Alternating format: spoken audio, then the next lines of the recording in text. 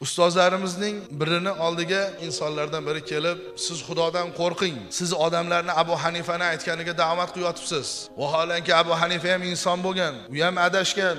Biz mazhabga emas muayyan, biz Qur'on va sunnatga ergashishimiz kerak. Siz Xudodan qo'rqing.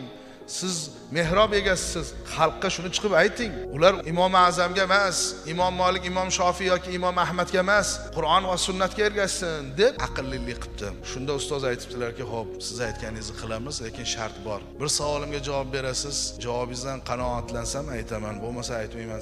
debdi. "Xohlagan savolingizni bering" dedi.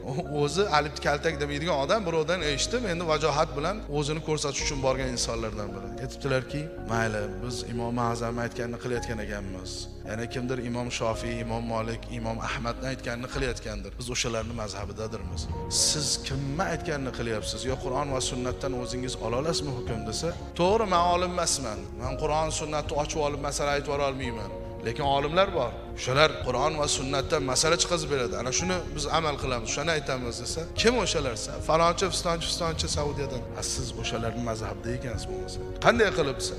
Siz Qur'on va sunnatni o'zingiz bilmayapsizmi? Yo'q, bilmayman. Kimdan so'rayapsiz? Falonchi, fistonchidan. Demak, siz falonchini, fistonchini mazhabidansiz. Biz ham bilmaganimiz uchun bilgan odam masalasini aytyapmiz. Deganda jim bo'lib ortiga qaytib ketgan ekan. Shuning uchun azizlar, bir o'ylab ko'raylik.